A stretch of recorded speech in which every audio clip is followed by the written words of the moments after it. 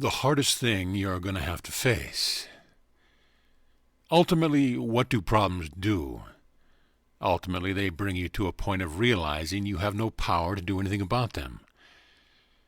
The hardest thing you're going to be faced with in the future is giving up your definition of yourself, your idea of what you are and who you are. You see, you've developed a picture of yourself, and you let these things become definitions. A lot of them you created all by yourself, and a lot of them you let be created by others around you. And in the process, you abandoned your state of innocence, your capacity to just be the presence of consciousness, the presence of the capacity to be aware, and the experience of being aware with curiosity.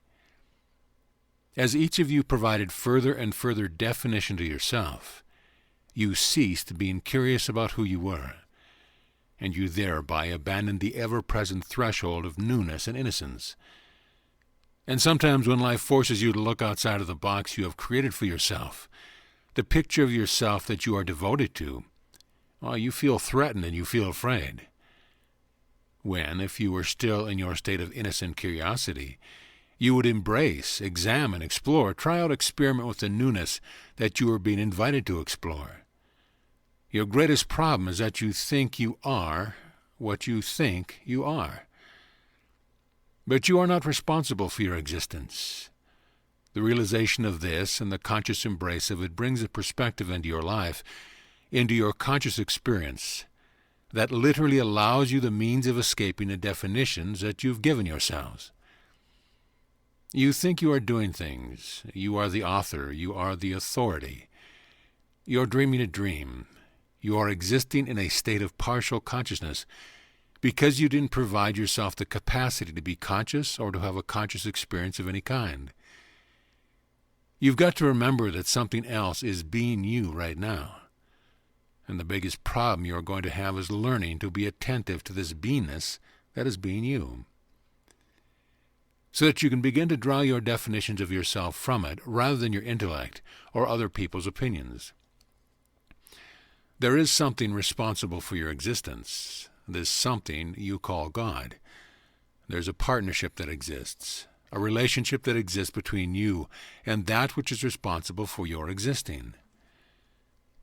Again, the most difficult thing you're going to be faced with is yielding up your devotion to your definition of yourself, acknowledging that something other than you is responsible for your existence, for your very existing in this moment, and acknowledging this relationship and then being willing to be open to the clear experience of what you are because of what God is being right where you are, so that you draw your definition from an entirely new place. So ultimately, what do problems do? Ultimately, they bring you to a point of realizing you have no power to do anything about them. You finally get worn down to the point where you give up. And when one gives up, you finally have enough humility to say, help, and help comes. Why? Because you are more than you are currently think you are. And what you are is divine. The one element that will help you get outside the box is, first of all, the willingness on your part to acknowledge that you are divine. You are not responsible for yourself. You are not responsible for your existing, but something is. And you and that something are in relationship, and therefore you are divine. And then the second thing is to dare to acknowledge this about your brother or your sister and let them be an object of your affection. I invite you to the experience of joy that is your birthright to be experiencing.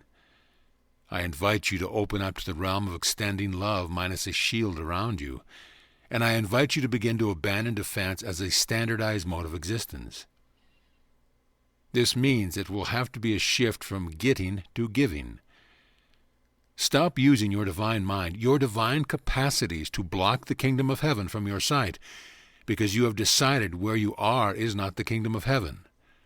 This unseen companion or partner that you have, God, this one who is responsible for your drawing a breath or lifting your little finger or being conscious, this partner is your friend.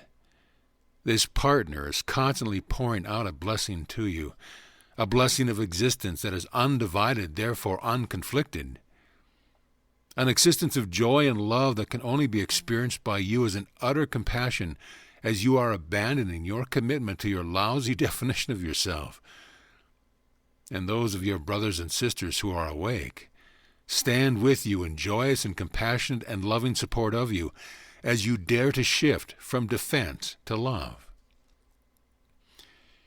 You have mighty companions with you, and you are more than you think you are at the moment.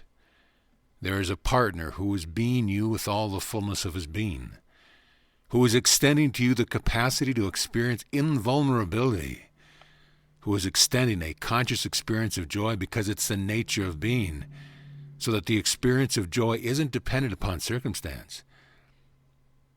You are more than you think you are at this moment, and because of that, your very experience of being conscious constitutes the threshold of discovering the more there is to you than you think you are.